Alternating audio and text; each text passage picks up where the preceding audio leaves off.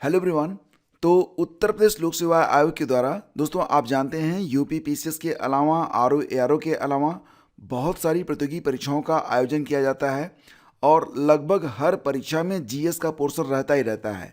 प्रश्नों की संख्या कम ज़्यादा हो सकती है लेकिन जीएस उनका कॉमन पोर्शन है और जीएस अगर रहेगा तो उसमें दोस्तों एक बहुत ही इम्पॉर्टेंट टॉपिक आपका रहता है पॉलिटी, यानी कि भारतीय राज्य व्यवस्था और संविधान। देखो फ्रेंड्स, होता ये है कि बहुत सारी परीक्षाएं भले ही होती हैं लेकिन जीएस का जो कॉमन पोर्शन होता है उसमें बहुत सारे प्रश्न ऐसे होते हैं जो कि बार बार आयोग के द्वारा दोहराए जाते हैं। तो यहाँ पर हमने आपके यूपी पीसीएस, आरओ एआरओ और अन्य प्रतियोगी परीक्षाओं से 100 ऐसे ज़रूरी प्रश्नों को यहाँ पर कलेक्ट किया है जो कि आने वाली प्रतियोगी परीक्षाओं के लिए बहुत ही इम्पॉर्टेंट हो सकते हैं। तो फ्रेंड्स, अगर आप पॉलिटी से बिल्कुल अनभिज्ञ हैं तो ये 100 प्रश्न कंठस्थ करके आप बहुत ही अच्छा प्रदर्शन जो है आने वाली परीक्षाओं में कर सकते हैं जीएस में पॉलिटी के अंतर्गत। तो सारे प्रश्न बहुत ही ज़रूरी हैं। हाँ, पेशेंस मैं हमेशा से कहता आया हूँ कि धैर्य ये आपकी सफलता की पहली सीढ़ी होता है, यानी कि धैर्य से और पूरे मनोयोग से इस पूरे के पूरे लेक्चर को आप कंप्लीट करिए। चलिए स्टार्ट करते हैं। और आज का जो पहला क्वेश्चन है आपके सामने है कि भारतीय संविधान सभा का गठन किया गया था। तो 4 ऑप्शन आपके सामने दिए गए हैं। देखो फ्रेंड्स, यहाँ पर जो भारतीय संविधान सभा है तो उससे संबंधित 4 ऑप्शन आपके सामने हैं। पहला ऑप्शन है भारत सरकार अधिनियम 1935 के अंतर्गत, दूसरा है क्रिप्स योजना 1942 के अंतर्गत, तीसरा है कैबिनेट मिशन योजना 1946 के अंतर्गत, या फिर भारतीय स्वतंत्रता अधिनियम 1947 के अंतर्गत। तो देखो दोस्तों, यहाँ पर जो बात की जा रही है भारतीय संविधान सभा के बारे में, तो इसका करेक्ट आंसर विकल्प सी होगा, यानी कि कैबिनेट मिशन योजना, जो कि आई थी कब 1946 में। देखो फ्रेंड्स, कैबिनेट मिशन योजना 1946 के प्रस्तावों के तहत ही नवंबर 1946 में संविधान सभा गठित की गई थी और इसके कुल सदस्यों की संख्या कितनी थी तो याद रखिएगा 389 थी। ठीक है ना। अगला क्वेश्चन आपका है कि संपूर्ण प्रभुत्व संपन्न, समाजवादी, पंथ निरपेक्ष, लोकतंत्रात्मक गणराज्य शब्द भारतीय संविधान की प्रस्तावना में किस संशोधन के द्वारा ऐड किए गए थे, जोड़े गए थे। तो दोस्तों यहाँ पर जो आपका ऑप्शन है 44वां, 42वां, 52वां या इनमें से कोई नहीं। सही आंसर होगा दोस्तों ऑप्शन बी। जी हाँ, 42वां संविधान संशोधन। और ये संशोधन कब हुआ था तो फ्रेंड्स ये संशोधन हुआ था 1976 में। ठीक है, तो ऑप्शन बी करेक्ट है। देखो फ्रेंड्स, यहाँ पर 42वां संविधान संशोधन जो कि बहुत ही इंपॉर्टेंट है क्योंकि इसे मिनी कॉन्स्टिट्यूशन के नाम से भी जाना जाता है और इसी के अंतर्गत 1976 में समाजवादी, पंथ निरपेक्ष और अखंडता शब्द ये प्रस्तावना में ऐड किए गए थे। आपका अगला क्वेश्चन है निम्नलिखित में कौन सा अनुच्छेद विधि के समक्ष समता से संबंधित है। ऑप्शन में अनुच्छेद 13 है, 14 है, 15 है और 16 है। सही आंसर दोस्तों आपका विकल्प बी होगा। जी हाँ, बिल्कुल रट के रखिएगा कि जो अनुच्छेद 14 है ये विधि के समक्ष समता से संबंधित है। तो ऑप्शन बी आपका करेक्ट है। देखो फ्रेंड्स, अनुच्छेद 14 यह घोषणा करता है कि राज्य किसी भी व्यक्ति को कानून के समक्ष समानता या भारत के क्षेत्र के भीतर कानूनों के समान संरक्षण से वंचित नहीं करेगा। आपका अगला क्वेश्चन है कि समान कार्य के लिए समान वेतन। तो अगर आपका जो कार्य है, वर्क है, वो समान है, उसके लिए वेतन भी समान ही मिलना चाहिए। इसमें कोई भेदभाव नहीं किया जाएगा स्त्री पुरुष या फिर कम ताकत अधिक ताकत वाले व्यक्ति में। तो भारत के संविधान में सुनिश्चित किया गया एक किस प्रकार का अधिकार है, मौलिक अधिकार है, राज्य के नीति निर्देशक सिद्धांतों का अंग है, मौलिक कर्तव्य है या फिर दोस्तों आर्थिक अधिकार है। तो सही आंसर इसका होगा राज्य के नीति निर्देशक सिद्धांतों का यह एक महत्वपूर्ण अंग है, यानी कि विकल्प बी आपका बिल्कुल करेक्ट है। देखो फ्रेंड्स, अनुच्छेद 39D के तहत पुरुषों और महिलाओं दोनों के लिए समान कार्य के लिए समान वेतन का प्रावधान राज्य के नीति निर्देशक तत्वों यानी कि डीपीएसपी में शामिल किया गया है। अगला क्वेश्चन है भारत के राष्ट्रपति पर महाअभियोग चलाने के लिए कम से कम कितने दिन पूर्व की सूचना आवश्यक होती है। देखो फ्रेंड्स, इसका सही आंसर होगा ऑप्शन बी, यानी कि 14 दिन। तो विकल्प बी आपका यहाँ पर करेक्ट है। तो अनुच्छेद 61 के तहत याद रखिएगा, ये बहुत ही इंपॉर्टेंट है अनुच्छेद 61। तो इसी के तहत राष्ट्रपति पर महाअभियोग चलाने के लिए 14 दिन पूर्व लिखित सूचना देना अनिवार्य होता है, जिस पर सदन के कम से कम 1/4 सदस्यों के हस्ताक्षर होने भी जरूरी हैं। अगला क्वेश्चन, राज्यसभा का सर्वप्रथम गठन किस वर्ष में किया गया था? देखो फ्रेंड्स, राज्यसभा का सबसे पहले जो गठन हुआ था वो कब किया गया था? 1950, 51, 52 या फिर 53 में? सही आंसर होगा 1952 में। आपका विकल्प सी बिल्कुल करेक्ट है। राज्यसभा की पहली बैठक ये 13 मई 1952 को हुई थी और इसका गठन 3 अप्रैल 1952 को किया गया था। अगला क्वेश्चन है, भारतीय संविधान का संरक्षक यानी कि कस्टोडियन कौन है? तो बहुत ही इंपॉर्टेंट क्वेश्चन है, बार बार पूछा जाता है कि भारतीय संविधान का संरक्षक कौन है, कस्टोडियन कौन है? तो दोस्तों इसका उत्तर क्या होगा? भारत के राष्ट्रपति जी नहीं, भारत के प्रधानमंत्री नहीं, लोकसभा सचिवालय भी नहीं। तो सही विकल्प क्या होगा? जी हाँ दोस्तों, सही विकल्प है ऑप्शन डी, यानी कि सर्वोच्च न्यायालय। तो सर्वोच्च न्यायालय संविधान का अंतिम व्याख्याकार और मौलिक अधिकारों का संरक्षक घोषित किया गया है। अगला क्वेश्चन है, पंचायतों को संवैधानिक दर्जा कब प्रदान किया गया? तो देखो फ्रेंड्स, संवैधानिक दर्जा ये तो आपको पता है 1992 में मिला था, ठीक है। लेकिन अगर अनुच्छेद के बारे में बात करें तो 243 के अंतर्गत, अनुच्छेद 243 के अंतर्गत पंचायतों को संवैधानिक दर्जा प्रदान किया गया है। तो आपका विकल्प भी सही है, ठीक है, याद रखिएगा इसको। तो जो आपका मैंने आपको बताया ना कि 1992 में, तो उस समय 73वां संविधान संशोधन किया गया था। तो 73वें संविधान संशोधन अधिनियम 1992 के द्वारा भाग 9 और अनुच्छेद 243 से 243 ओ तक पंचायतों को संवैधानिक दर्जा प्रदान किया गया है। अगला क्वेश्चन है, भाषाई आधार पर राज्यों का पुनर्गठन किस वर्ष किया गया था? तो भाषा के आधार पर दोस्तों राज्यों का पुनर्गठन ये किया गया था 1956 में। हालांकि जो यहाँ पर समिति गठित की गई थी, कमेटी गठित की गई थी, वो 1953 में ही गठित हुई थी और इसने अपना जो फाइनली रिपोर्ट दिया था ये 1956 में दिया था। तो ऑप्शन सी आपका बिल्कुल करेक्ट है। राज्य पुनर्गठन अधिनियम 1956 के तहत भाषाई आधार पर राज्यों का पुनर्गठन हुआ था और आंध्र प्रदेश भाषाई आधार पर गठित होने वाला पहला राज्य था और भाषाई आधार पर इसका गठन 1953 में किया गया। हालांकि इसको अंतिम रूप से मान्यता 1956 में मिली थी, ठीक है ना। अगला क्वेश्चन है, भारतीय संविधान के किस अनुच्छेद में मौलिक कर्तव्यों की चर्चा की गई है? तो दोस्तों देखो, किस अनुच्छेद में मौलिक कर्तव्य हैं? ये प्रश्न हाल ही में पूछे गए थे यूपीपीएससी की आरओ और यूपीपीसीएस की परीक्षा में। तो यहाँ पर जो आपका विकल्प होगा क्या होगा? देखो फ्रेंड्स, यहाँ पर सही विकल्प ऑप्शन बी होगा, अनुच्छेद 51A में मौलिक कर्तव्यों की चर्चा की गई है। तो विकल्प बी आपका करेक्ट है। देखो मैं आपको बताऊं तो जो आपका 42वां संशोधन हुआ था 1976 में, तो इसी के द्वारा स्वर्ण सिंह समिति की सिफारिश पर भाग 4A और अनुच्छेद 51A ऐड किया गया था। यानी कि जो हमारा मूल संविधान था उसमें भाग 4A नहीं था और अनुच्छेद 51A भी नहीं था, और अगर नहीं था तो इसका मतलब ये निकलता है कि मौलिक कर्तव्य भी नहीं थे। इन्हें कब ऐड किया गया? 1976 में। कहाँ पर ऐड किया गया? भाग 4A अनुच्छेद 51A में। वर्तमान में मौलिक कर्तव्यों की संख्या कितनी है? तो 11 है। ये बात भी कई बार पूछी गई है, ये प्रश्न भी कई बार पूछा गया है। आपका अगला क्वेश्चन है कि भारत के उपराष्ट्रपति का चुनाव किस प्रकार होता है? देखो फ्रेंड्स, जो भारत के उपराष्ट्रपति होते हैं इनका चुनाव केवल राज्यसभा के सदस्यों द्वारा, ये गलत होगा। केवल लोकसभा के, ये भी गलत होगा। संसद के दोनों सदनों के सभी सदस्यों द्वारा, ये विकल्प आपका करेक्ट है, यानी कि option C is your answer. देखो फ्रेंड्स, अगर आप चाहते हैं कि जो भी लेक्चर मैं आपको यहाँ पर पढ़ाता हूँ, जितनी भी चीज़ें, अगर आप उनकी PDF चाहते हैं फॉर रिवीजन, तो आप हमारा जो पेड ग्रुप है इसको आप ज्वाइन कर सकते हैं, और जिसके लिए आपसे बहुत ही नॉमिनल सी फीस ली जाती है, और जब तक आपकी परीक्षा रहेगी तब तक ये ग्रुप मौजूद रहेगा। अधिक जानकारी आपको डिस्क्रिप्शन में मिल जाएगी। चलिए फ्रेंड्स, आगे बढ़ते हैं।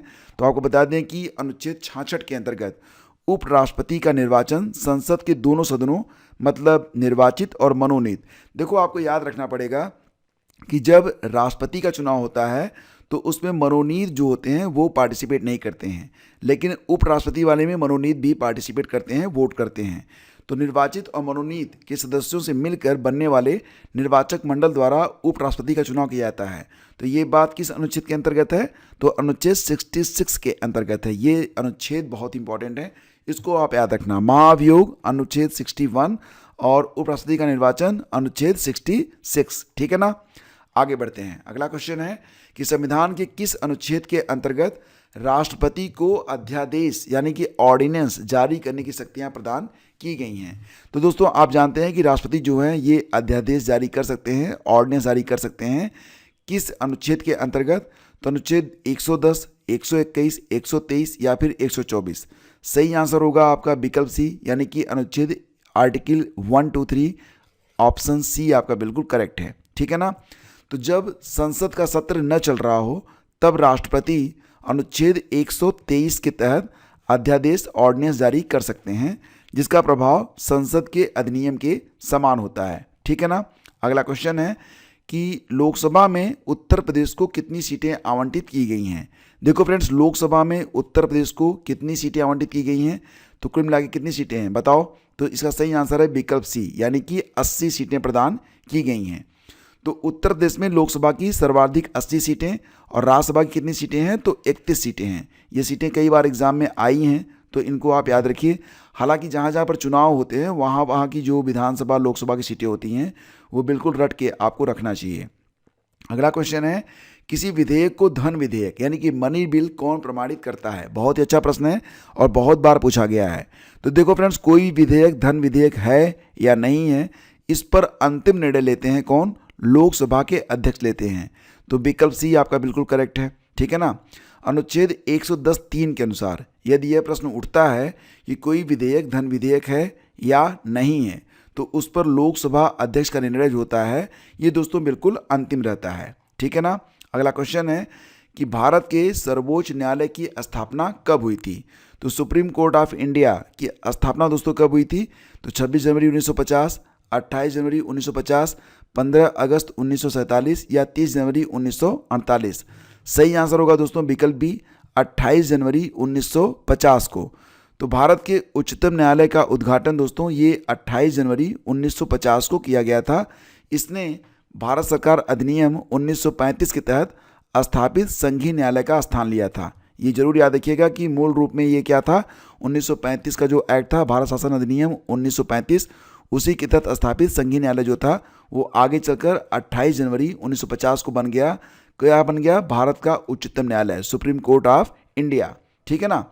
अगला क्वेश्चन है न्यायिक पुनरावलोकन यानी कि जुडिशियल रिव्यू की शक्ति कहाँ के संविधान से ली गई है? देखो फ्रेंड्स, ब्रिटेन, कनाडा, संयुक्त राज्य अमेरिका और आयरलैंड, ये 4 ऑप्शन है। याद रखिएगा कि जो जुडिशियल रिव्यू की शक्ति है ये दोस्तों ली गई है, विकल्प आपका सही होगा सी, संयुक्त राज्य अमेरिका से। ठीक है। तो न्यायिक पुनरावलोकन यानी कि जुडिशियल रिव्यू का सिद्धांत अमेरिकी संविधान से प्रेरित है जो न्यायालय को संविधान द्वारा बनाए गए कानूनों की संवैधानिकता की जांच करने का अधिकार देता है। अगला क्वेश्चन है संघ लोक सेवा आयोग यानी कि यूपीएससी के अध्यक्ष की नियुक्ति कौन करता है? इंपॉर्टेंट क्वेश्चन है और इसका सही आंसर होगा भारत के राष्ट्रपति यानी कि विकल्प सी आपका करेक्ट है। देखो फ्रेंड्स, अनुच्छेद 316 के तहत यूपीएससी यानी कि संघ लोक सेवा आयोग के अध्यक्ष और अन्य सदस्यों की नियुक्ति किसके द्वारा की जाती है? राष्ट्रपति के द्वारा की जाती है। ये जरूर याद रखिएगा। आर्टिकल इसका आर्टिकल है 316 यानी कि 316। ठीक है ना। अगला क्वेश्चन है निर्वाचन आयोग दैट इज इलेक्शन कमीशन का प्रावधान किस अनुच्छेद में किया गया है? देखो फ्रेंड्स, निर्वाचन आयोग का जो प्रावधान है ये मिलेगा आपको अनुच्छेद 324 में। ठीक है। विकल्प सी आपका यहाँ पर बिल्कुल करेक्ट है। तो अनुच्छेद 324 के अंतर्गत चुनाव के अधीक्षण, निर्देशन और नियंत्रण के लिए एक निर्वाचन आयोग की व्यवस्था की गई है। देखो फ्रेंड्स, अगर ये लेक्चर आपको अच्छा लगे तो प्लीज़ कम से कम एक बार आप इसे लाइक ज़रूर कीजिएगा और चैनल पर अगर आप पहली बार हैं तो प्लीज़ इसे सब्सक्राइब करके जाइएगा। चलिए आगे बढ़ते हैं। अगला क्वेश्चन है कि वित्तीय आपातकाल दैट इज फाइनेंशियल इमरजेंसी ये भारत में अब तक कितनी बार घोषित की गई है? देखो फ्रेंड्स, इस बार जब कोरोना काल आया था ना तो मुझे लग रहा था कि मे भी फाइनेंशियल इमरजेंसी लग सकती है, लेकिन नहीं लगी। इसका मतलब ये है कि अभी तक भारत में एक भी बार कभी भी नहीं इमरजेंसी जो है तो लगी है लेकिन फाइनेंशियल इमरजेंसी नहीं लगी है। तो ऑप्शन डी आपका बिल्कुल करेक्ट होगा। ठीक है ना। ये याद रखना आप। अनुच्छेद 360 में जो है फाइनेंशियल इमरजेंसी की बात की गई है, वित्तीय आपातकाल की बात जो है ये अनुच्छेद 360 में की गई है। ये बहुत इंपॉर्टेंट है, इसको आप याद रखिएगा। तो इसके तहत वित्तीय आपातकाल का प्रावधान है लेकिन भारत में अभी तक कभी भी वित्तीय आपातकाल लागू नहीं किया गया। ठीक है ना। अगला क्वेश्चन है कि संविधान संशोधन की प्रक्रिया का वर्णन किस अनुच्छेद में दिया गया है। तो संविधान संशोधन की प्रक्रिया दोस्तों ये मिलेगी आपको किसमें, अनुच्छेद 368 में। तो ऑप्शन डी आपका यहाँ पर बिल्कुल करेक्ट है। ठीक है, तो ये मिलेगा आपको 368 किस में, तो अनुच्छेद 368 दोस्तों इसका वर्णन भाग 20 में किया गया है और इसके तहत संसद को संविधान की किसी भी व्यवस्था में संशोधन करने की शक्ति प्रदान की गई है। भारतीय संविधान की किस अनुसूची में राज्यों और संघ राज्य क्षेत्रों की सूची दी गई है। तो भारतीय संविधान की किस अनुसूची में राज्यों और संघ राज्य क्षेत्रों की अनुसूची दी गई है। देखो फ्रेंड्स, ये पहली, दूसरी, तीसरी या चौथी अनुसूची में से एक है और बिल्कुल आपको रट रखना पड़ेगा कि अगर ये प्रश्न पूछा गया तो उत्तर बनेगा आपका पहली अनुसूची। ठीक है, पहला विकल्प आपका सही है, पहली अनुसूची। तो पहली अनुसूची में राज्यों और केंद्र शासित प्रदेशों के नाम और उनके क्षेत्रीय अधिकार का जो विवरण है ये प्रदान किया गया है कि अस्पृश्यता का अंत यानी कि एबोलिशन ऑफ अनटचेबिलिटी ये किस अनुच्छेद में दिया गया है। देखो फ्रेंड्स, जो अस्पृश्यता है यानी कि छुआछूत, इसका अंत किया गया है अनुच्छेद 17 में। तो अगर ये प्रश्न आया तो आपका उत्तर बनेगा ऑप्शन डी। ये बिल्कुल आप रट के रखना, ये प्रश्न कई बार पूछा भी गया है। अगला क्वेश्चन, भारतीय संविधान की 10वीं अनुसूची का संबंध किससे है। देखो फ्रेंड्स, जो भारतीय संविधान की 10वीं अनुसूची है ये बहुत ही इंपॉर्टेंट है और यहाँ से कई बार प्रश्न एग्जाम में पूछे गए हैं। और इसका संबंध किससे है? जी हाँ दोस्तों, दल बदल विरोधी कानून से है। तो ऑप्शन ए आपका बिल्कुल करेक्ट है। ठीक है ना, तो ये जो 10वीं अनुसूची है इसे 52वें संविधान संशोधन अधिनियम जो कि हुआ था 1985 के अंतर्गत जोड़ा गया था, जो संसद और राज्य विधानसभा के सदस्यों की अयोग्यता से संबंधित है। ठीक है ना। अगला क्वेश्चन है कि सरकारिया आयोग का गठन किस विषय पर रिपोर्ट देने के लिए किया गया था। ये प्रश्न मैं आपको कई बार पढ़ा चुका हूँ और मैंने कहा था अगर बात सरकारिया की आए तो समझ लेना यहाँ पर केंद्र और राज्य की बात हो रही है। तो यहाँ पर आप देखेंगे ऑप्शन में केंद्र राज्य संबंध का केवल एक ही ऑप्शन है, तो विकल्प ए आपका यहाँ पर बिल्कुल करेक्ट है। और ये जो सरकारिया आयोग बना था दोस्तों, कब बना था? तो 1983 में बना था। तो 1983 में गठित सरकारिया आयोग ने केंद्र और राज्यों के बीच शक्ति संतुलन और सहयोग पर अपनी महत्वपूर्ण सिफारिशें प्रदान की थी। आपका अगला क्वेश्चन है कि अंतर्राज्यीय परिषद that is inter state council की स्थापना का प्रावधान किस अनुच्छेद में किया गया है। देखो फ्रेंड्स, अगर बात होगी इंटर स्टेट काउंसिल के बारे में तो याद रखिएगा इसका जो प्रावधान है ये अनुच्छेद 263 में दिया गया है। तो विकल्प बी आपका सही है, अनुच्छेद 263। तो अनुच्छेद 263 राष्ट्रपति को सार्वजनिक हित में ऐसी परिषद स्थापित करने की शक्ति देता है ताकि राज्यों और केंद्र के बीच समन्वय जो है वो बना रहे। ठीक है ना। अगला क्वेश्चन है कि ग्राम पंचायतों के संगठन का प्रावधान किस अनुच्छेद में वर्णित है। देखो फ्रेंड्स, जो ग्राम पंचायतें हैं इनके संगठन का प्रावधान ये किस अनुच्छेद में है, ये प्रश्न बार बार रिपीट होता है, तो याद रखना ये है अनुच्छेद 40। तो विकल्प बी आपका बिल्कुल करेक्ट है। तो अनुच्छेद 40 राज्यों को ग्राम पंचायतों के गठन का निर्देश देता है, ये गांधीवादी विचारधारा पर आधारित है। अगला क्वेश्चन है कि समान नागरिक संहिता, अभी ये काफ़ी चर्चा में भी है, यूनिफॉर्म सिविल कोड।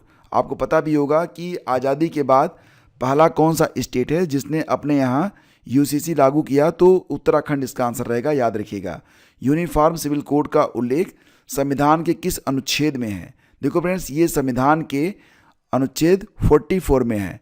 4-4 दोनों देख रहे हैं आप, दोनों संख्याएं क्या हैं, समान हैं। तो अगर समान नागरिक संहिता के बारे में बात होगी तो ये अनुच्छेद 44 आपका उत्तर रहेगा। विकल्प सी आपका बिल्कुल करेक्ट है। ठीक है ना। अगला क्वेश्चन है यदि राष्ट्रपति और उपराष्ट्रपति दोनों के पद रिक्त हों तो भारत के राष्ट्रपति के रूप में कौन कार्य करेगा। देखो फ्रेंड्स, अगर राष्ट्रपति नहीं होते तो उनकी जगह लेते हैं उपराष्ट्रपति, और अगर उपराष्ट्रपति नहीं है तो कोई दिक्कत ही नहीं है, राष्ट्रपति पर्याप्त होता है। लेकिन अगर दोनों ही मौजूद नहीं हैं तब जो भारत का मुख्य न्यायाधीश होंगे वो राष्ट्रपति या उपराष्ट्रपति की जगह बेसिकली राष्ट्रपति बनकर या उनके जो अधिकार होते हैं राष्ट्रपति के उनका उपयोग कर सकते हैं। तो ऑप्शन बी करेक्ट है। ठीक है ना।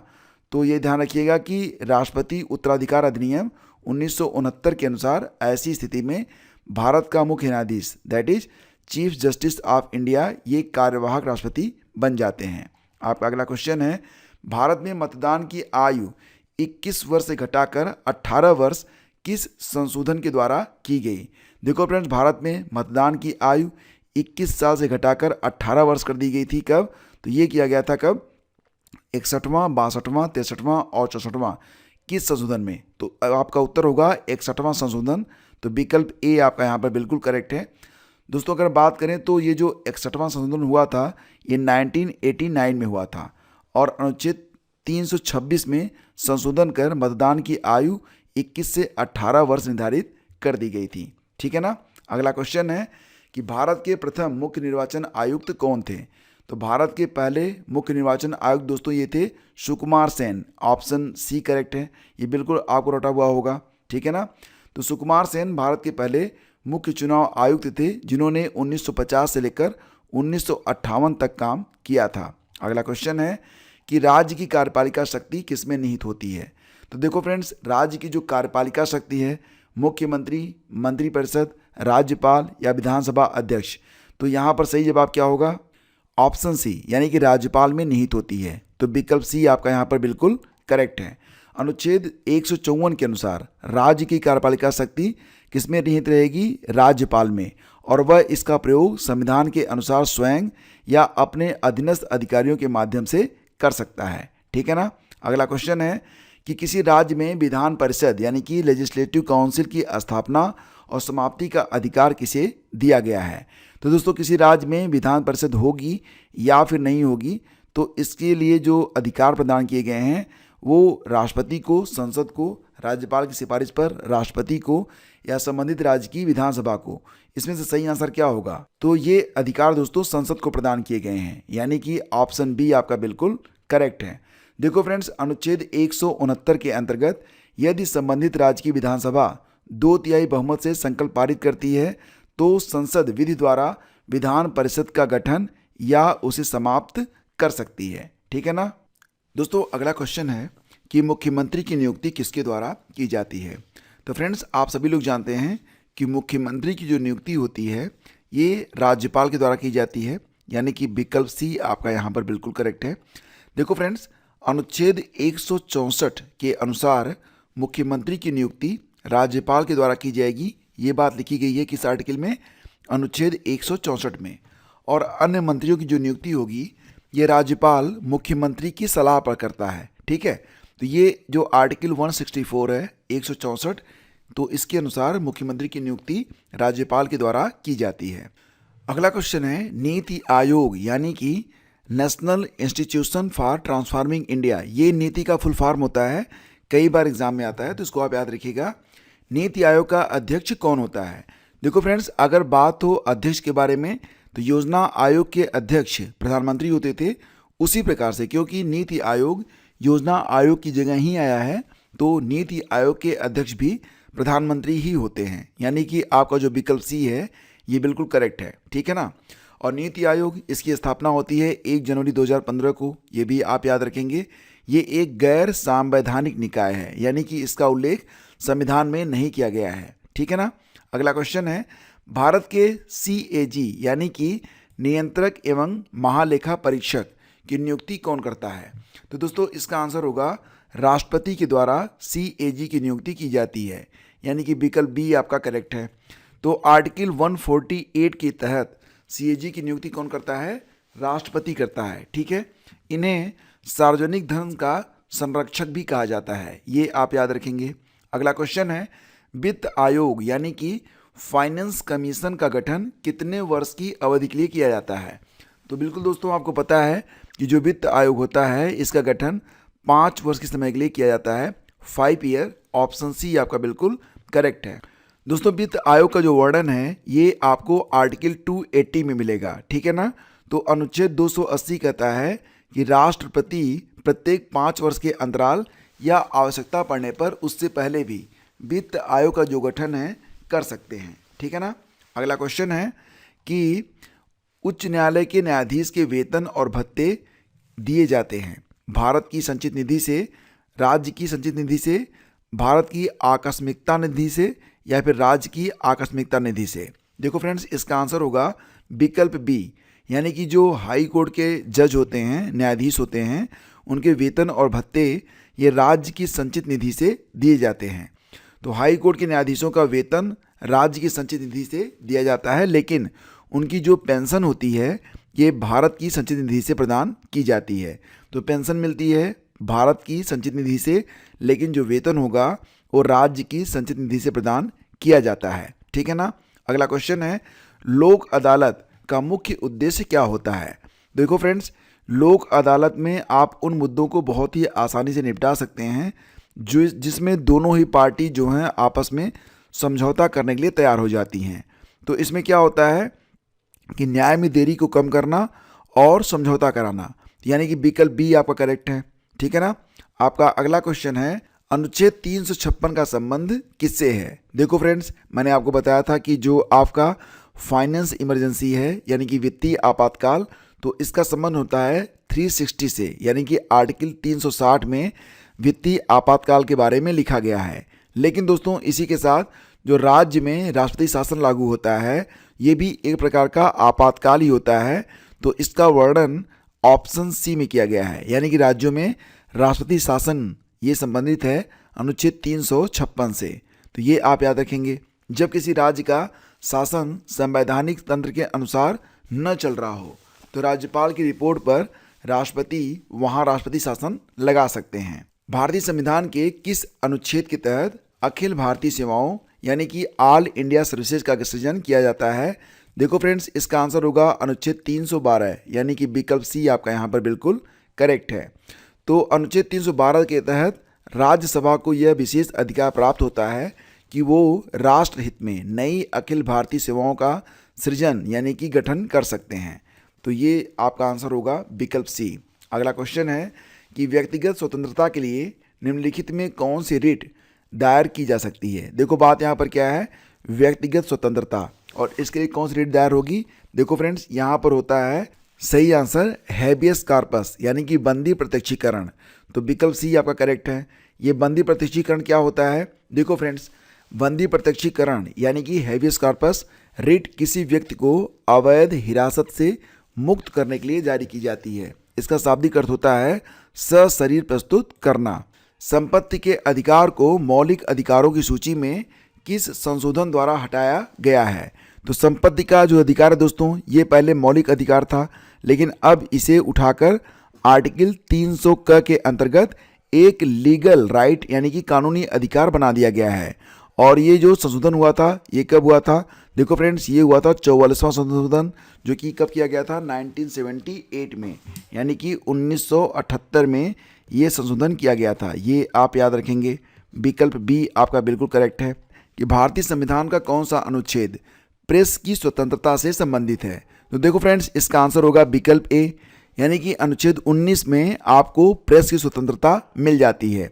देखो फ्रेंड्स, बात करें तो यद्यपि संविधान में प्रेस शब्द का उल्लेख नहीं किया गया है, लेकिन उच्चतम न्यायालय ने अनुच्छेद 1A वाक एवं अभिव्यक्ति की स्वतंत्रता में ही इसे निहित माना है। तो ये भी आप याद रखेंगे। आपका अगला क्वेश्चन है, भारतीय संविधान में एकल नागरिकता यानी कि सिंगल सिटीजनशिप की अवधारणा कहाँ से ली गई है। देखो फ्रेंड्स, ये जो एकल नागरिकता है, भारत में आपको पता है कि आपको केवल एक नागरिकता मिलती है, देश की नागरिकता। आपको राज्य स्तरीय नागरिकता नहीं लेनी पड़ती है। तो इसके बारे में जो विकल्प है वो ऑप्शन बी ब्रिटेन आपका बिल्कुल सही रहेगा। ठीक है, ऑप्शन बी आपका बिल्कुल करेक्ट है। भारत में ब्रिटेन की तर्ज पर एकल नागरिकता अपनाई गई है, जबकि अमेरिका में दोहरी नागरिकता, केंद्र और राज्य दोनों की नागरिकता का प्रावधान किया गया है। ये आप याद रखेंगे।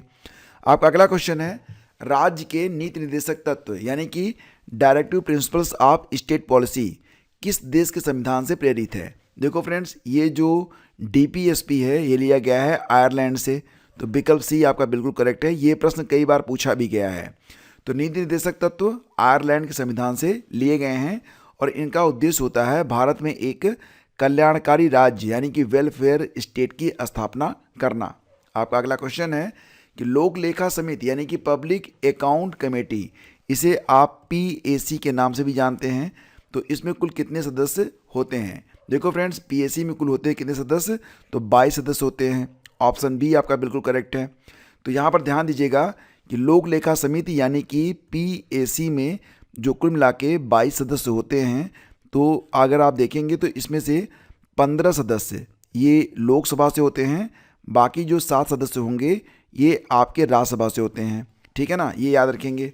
और यह CAG की रिपोर्ट की जांच करती है, ठीक है ना। अगला क्वेश्चन है कि प्राक्कलन समिति यानी कि एस्टीमेट कमेटी के सदस्यों का कार्यकाल कितना होता है। तो देखो फ्रेंड्स, जो एस्टीमेट कमेटी होती है इसमें कुल सदस्य कितने होते हैं, कुल मिला के 30 सदस्य होते हैं। और एक बात और ध्यान रखिएगा कि जो सभी सदस्य होते हैं ये लोकसभा से ही चुने जाते हैं, ठीक है ना। तो एक बात ध्यान रखिएगा कि भारत की संसद की यह एक अस्थायी वित्तीय समिति है और इसका गठन 1950 में जॉन मथाई की सिफारिश पर किया गया था, जिसका मुख्य कार्य सरकारी खर्चों का आकलन करना, दक्षता और अर्थव्यवस्था के लिए सुझाव देना और सार्वजनिक धन के दुरुपयोग को रोकना है। तो यहाँ पर कुल कितने सदस्य होते हैं, 30 होते हैं और इनका जो कार्यकाल होता है वो 1 वर्ष का होता है, यानी कि विकल्प ए आपका यहाँ पर करेक्ट है।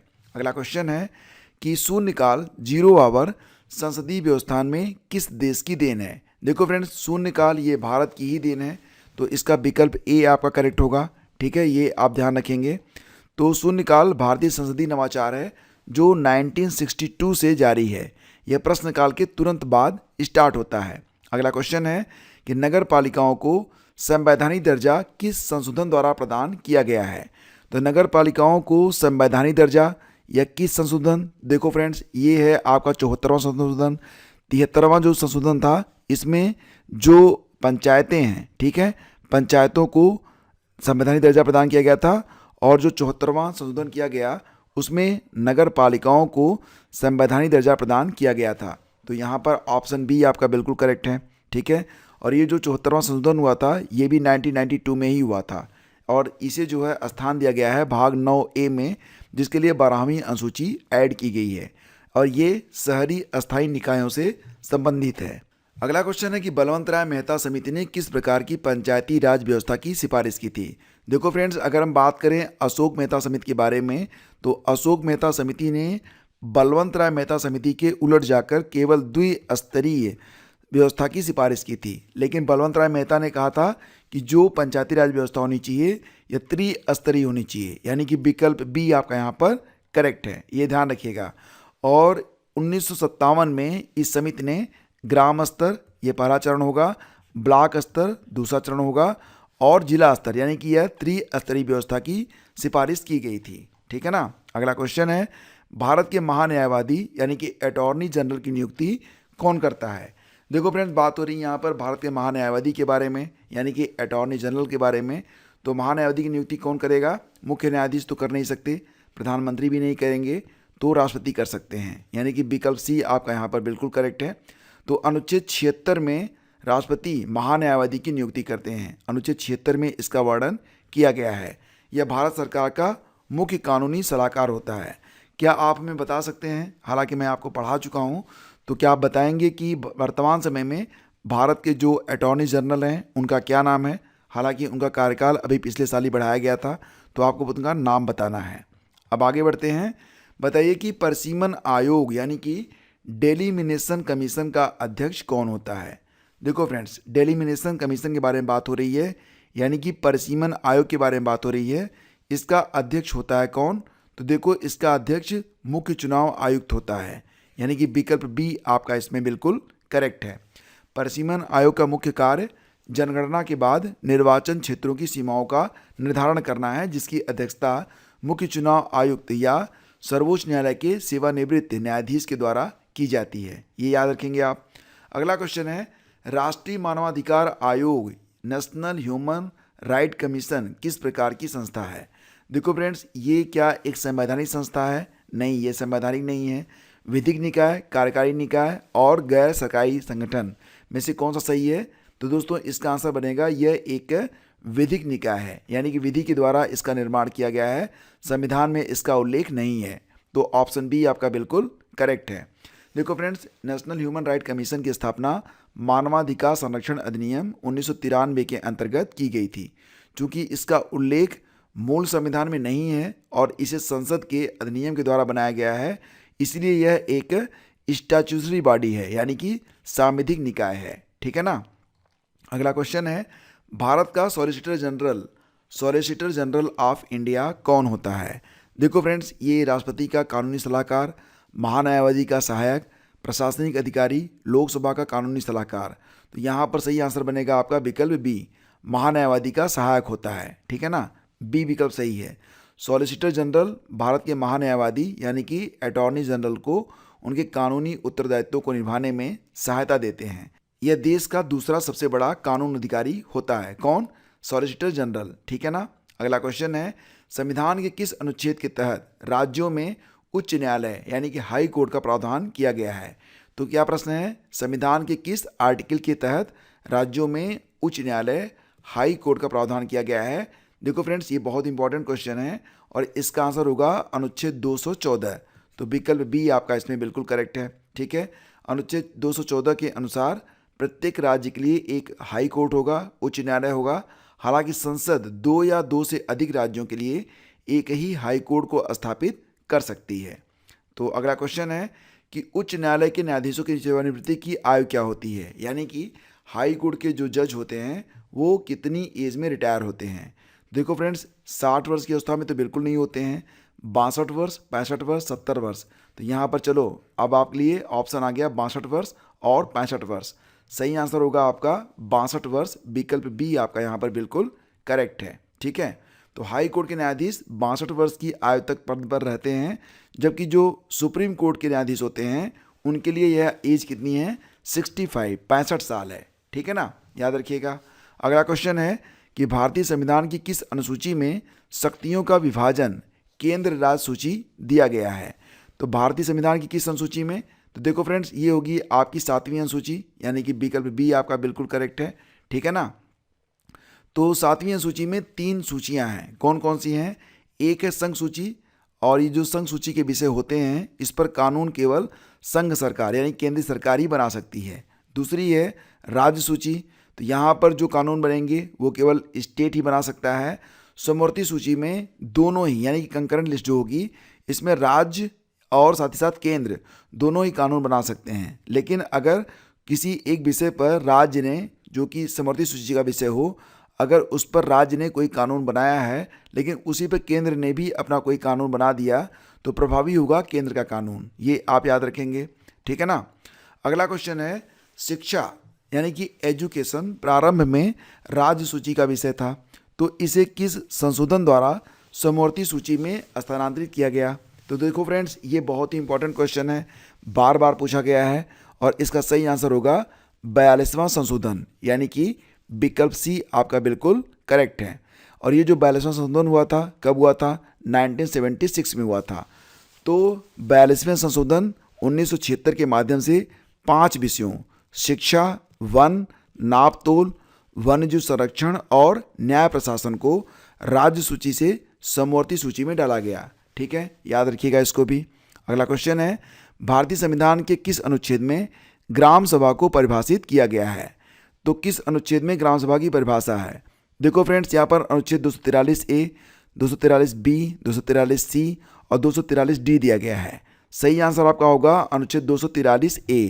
तो ग्राम सभा की शक्तियों और कार्यों का उल्लेख ये अनुच्छेद 243A के मुताबिक है। यह पंचायत राज व्यवस्था का प्राथमिक और सबसे महत्वपूर्ण अंग माना जाता है। अगला क्वेश्चन है कि क्षेत्रीय परिषदों यानी कि रीजनल काउंसिल्स का अध्यक्ष कौन होता है?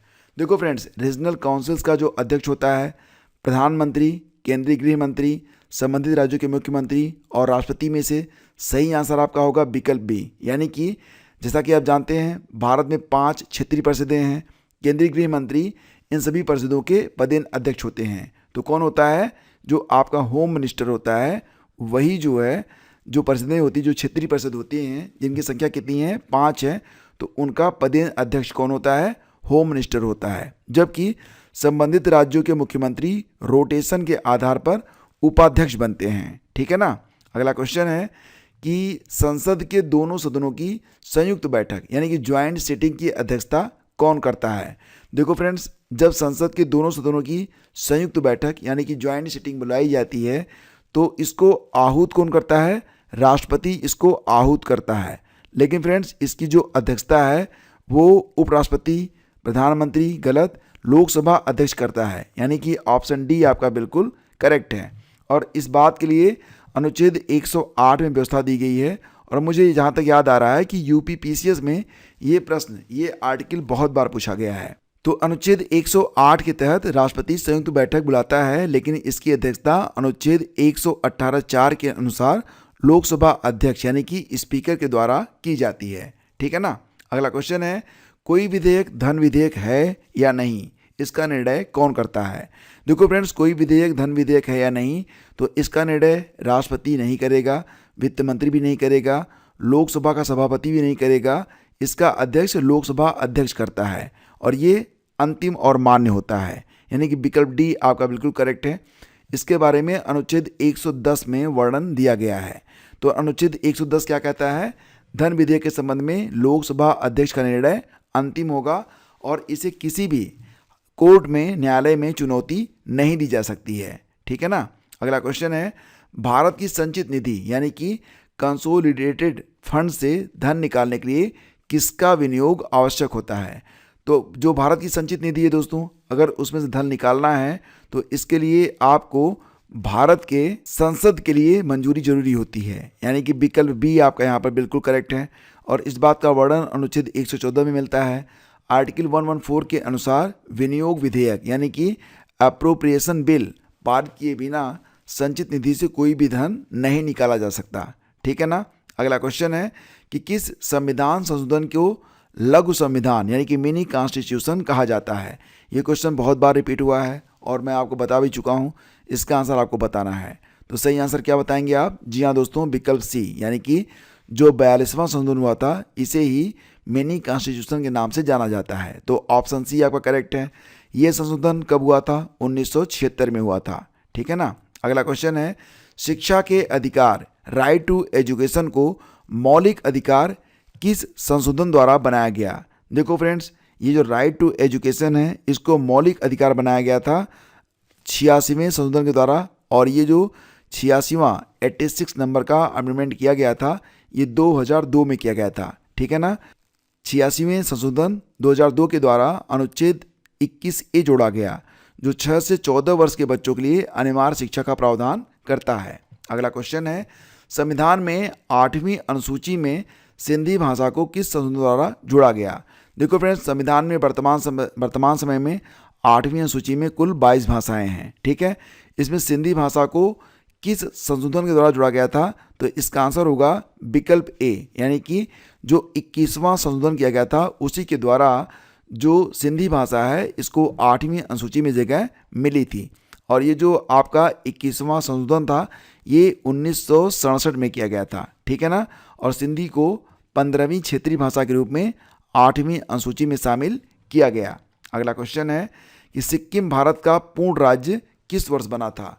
तो देखो फ्रेंड्स, यहाँ पर जो आपका विकल्प है उसमें सही जवाब बनेगा ऑप्शन बी 1975 में। तो 36वें संविधान संशोधन 1975 के द्वारा सिक्किम को भारतीय संघ के 22वें पूर्ण राज्य के रूप में शामिल किया गया था। अगला क्वेश्चन कि केंद्र शासित प्रदेशों का प्रशासन किसके द्वारा चलाया जाता है। तो क्योंकि दोस्तों नाम में ही स्पष्ट है यह केंद्र शासित होते हैं यानी कि इसका जो प्रशासन है वो केंद्र के द्वारा चलता है, लेकिन क्या संसद के द्वारा, क्या गृह मंत्री के द्वारा, क्या राष्ट्रपति के द्वारा, क्या निकटवर्ती राज्य के राज्यपाल के द्वारा। तो देखो फ्रेंड्स, इसका सही उत्तर होगा विकल्प सी, राष्ट्रपति के द्वारा अपने नियुक्त प्रशासक के माध्यम से। तो विकल्प सी आपका इसमें बिल्कुल करेक्ट है और ये अनुच्छेद 239 में इसके बारे में आपको क्लेरिफिकेशन मिल जाएगा। तो आर्टिकल 239 ये कहता है कि प्रत्येक केंद्र शासित प्रदेश का प्रशासन राष्ट्रपति के द्वारा संचालित किया जाता है। आपका अगला क्वेश्चन है, जनहित याचिका यानी कि पब्लिक इंटरेस्ट लिटिगेशन जिसको आप PIL कहते हैं। ठीक है ना। तो PIL की जो अवधारणा है ये स्टार्ट होती है अमेरिका से, यानी कि विकल्प डी आपका यहाँ पर करेक्ट है। ठीक है ना। याद रखिएगा PIL की शुरुआत कहाँ से होती है, अमेरिका से होती है और भारत में इसे न्यायमूर्ति PN भगवती और न्यायमूर्ति VR कृष्णा अय्यर द्वारा लोकप्रिय बनाया गया था। ठीक है ना। अगला क्वेश्चन है, भारत में कार्यपालिका से न्यायपालिका का पृथक्करण किस अनुच्छेद में वर्णित है। तो कार्यपालिका से न्यायपालिका का पृथक्करण यानी कि यहाँ पर बात हो रही है 50-50 कर दिया जाए, तो ये अनुच्छेद 50 में दिया गया है। ऑप्शन बी आपका बिल्कुल करेक्ट है। ठीक है ना। तो राज्य के नीति निर्देशक तत्वों के अनुच्छेद 50 में स्पष्ट है कि राज्य लोक सेवाओं में न्यायपालिका को कार्यपालिका से अलग करने के लिए कदम उठाया जाएगा। ठीक है ना। अगला क्वेश्चन है, भारत के नियंत्रक और महालेखा परीक्षक CAG का कार्यकाल कितना होता है?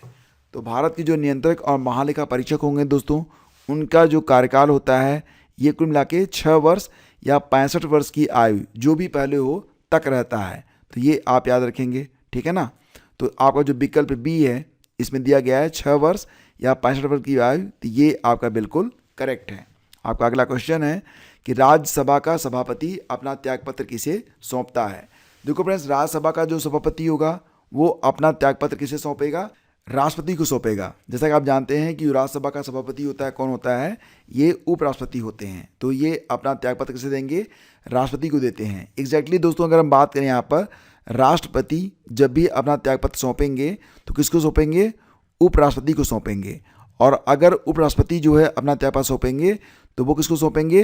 राष्ट्रपति को सौंपेंगे। तो क्रमशः म्यूचुअल होता है, ठीक है ना, ये आप याद रखेंगे। अगला क्वेश्चन है, भारत में मुख्य चुनाव आयुक्त को पद से कैसे हटाया जा सकता है? तो अगर मुख्य चुनाव आयुक्त को पद से हटाना है तो उसे कौन हटा सकता है? देखो फ्रेंड्स, इसके लिए विकल्प सी यानी कि संसद के दोनों सदनों के 2/3 बहुमत से पारित प्रस्ताव के द्वारा ही मुख्य चुनाव आयुक्त को उसके पद से हटाया जा सकता है।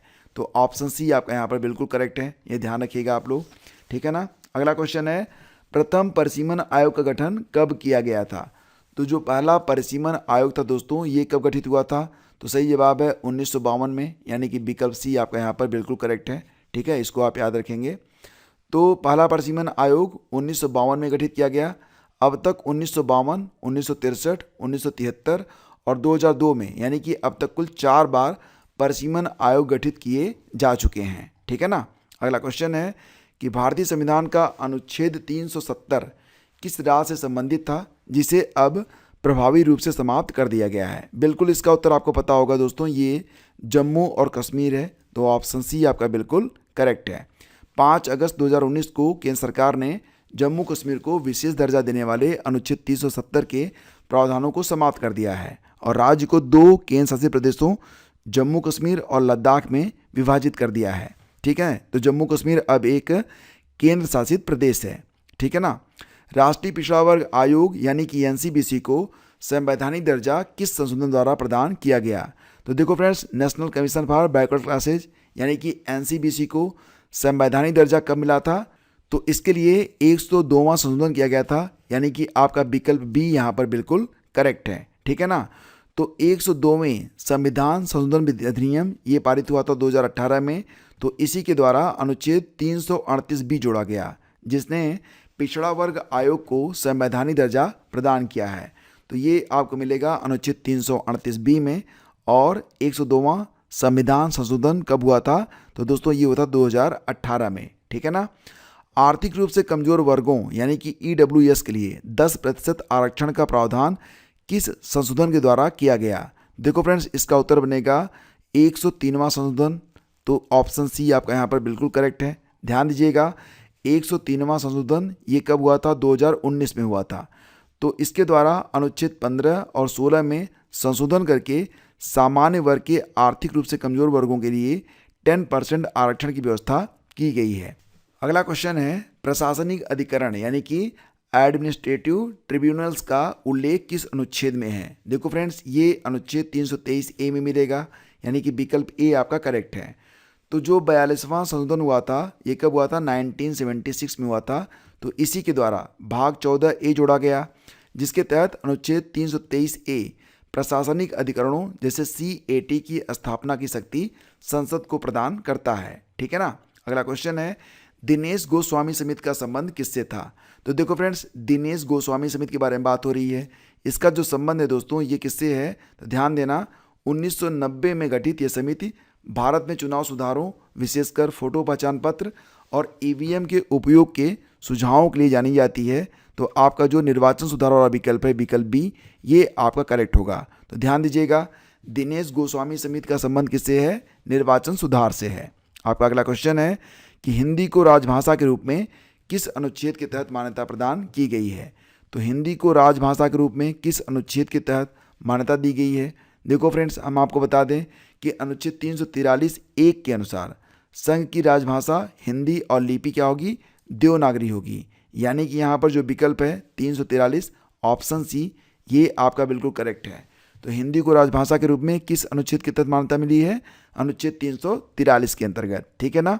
अगला क्वेश्चन है, संविधान के किस भाग में संशोधन की प्रक्रिया का उल्लेख किया गया है? देखो फ्रेंड्स, जो संविधान में संशोधन होते हैं तो संशोधन की प्रक्रिया का उल्लेख ये भाग 20 में दिया गया है। तो ऑप्शन सी करेक्ट है, ठीक है ना।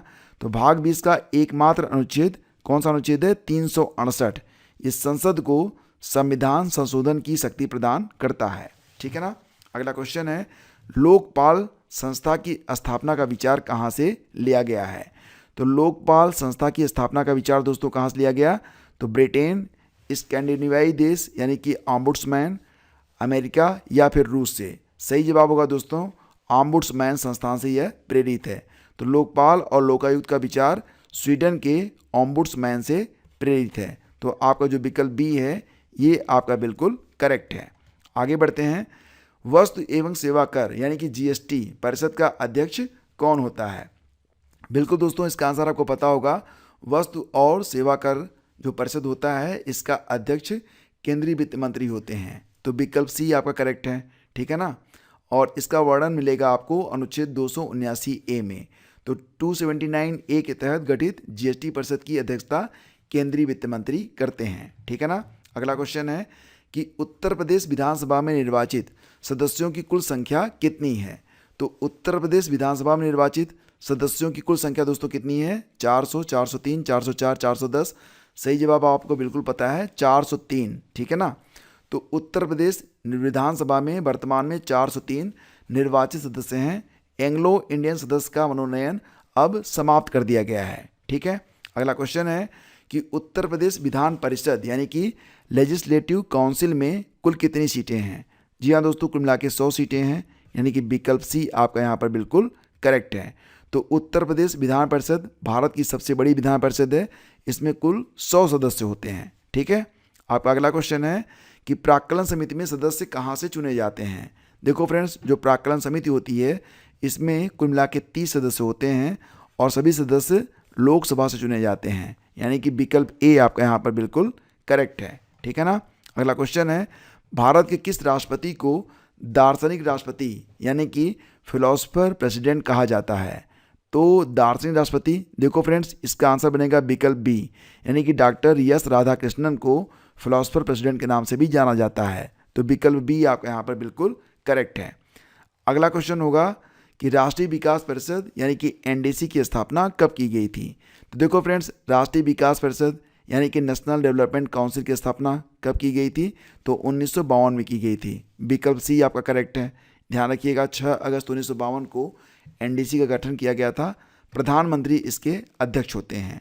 और ये आज का अंतिम प्रश्न, और संविधान के किस अनुच्छेद में वार्षिक वित्तीय विवरण यानी कि बजट शब्द के स्थान पर प्रयोग हुआ है? तो जो बजट शब्द है दोस्तों ये आपको संविधान में नहीं मिलेगा।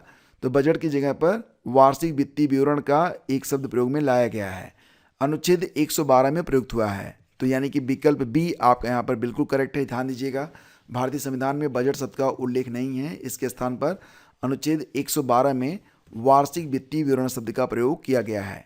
तो फ्रेंड्स, ये आपके कुल मिला के कितने प्रश्न हो गए? 100 प्रश्न हो गए। और अब मैं आपसे एक प्रश्न पूछता हूँ जो कि आज के ही लेक्चर से लिया गया है। आपको नीचे कमेंट बॉक्स में उसका आंसर लिखना है। तो फ्रेंड्स, क्वेश्चन है कि नगर पालिकाओं को संवैधानिक दर्जा किस संशोधन के द्वारा प्रदान किया गया था? बस इसका आंसर आपको कमेंट बॉक्स में बता देना है। और अगर आप दोस्तों जुड़ना चाहते हैं पेड ग्रुप से तो आप डिस्क्रिप्शन चेक कर सकते हैं और डिटेल आप यहाँ पर पढ़ सकते हैं। अधिक जानकारी आपको डिस्क्रिप्शन में दे दी गई है। धन्यवाद। Have a great day. जय हिंद।